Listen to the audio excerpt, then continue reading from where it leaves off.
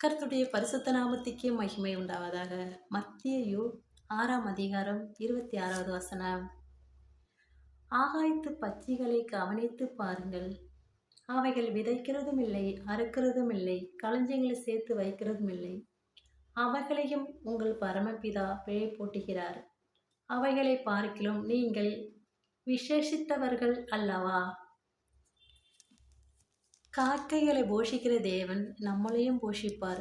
நமக்கு இன்னதுன்னு அவர் அறிந்திருக்கிறார். நம் தேவனுடைய கர்த்தர் நம்மளுக்கு அளக்கிறபடி அளந்து கொண்டே இருப்பார். நமக்கு இன்னைக்கு என்ன தேவைன்னு நம்ம என்னதான் கஷ்டப்பட்டாலும், நம்ம என்னதான் கதறினாலும், என்ன நம்ம வாடி தவித்தாலும் அவருடைய இருதயத்தில் தெரியும். ஏசப்பா யோசிப்பாங்க, நம் மகளுக்கு இது தேவை, நம்ம இதை இன்னைக்கு செஞ்சே ஆகணும்னு அவர் செய்வார்.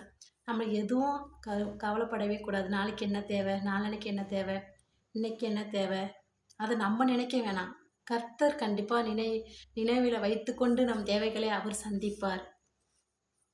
காக்கைகளை போஷிக்கும் தேவனவர்,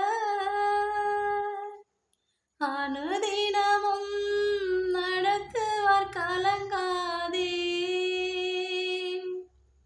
காக்கைகளை போஷிக்கும் தேவனவர், அனுதினமும் நடத்துவார், கலங்காதே. காக்கைகளை போஷிக்கிற தேவன் நமக்கு போஷிக்க மாட்டாரா என்னங்க? வருத்தப்படாதீங்க. நம்மளை போஷிக்கிற தேவன் நம்மளை ஒருபோதும் கைவிடவே மாட்டாருங்க. ஆமென்.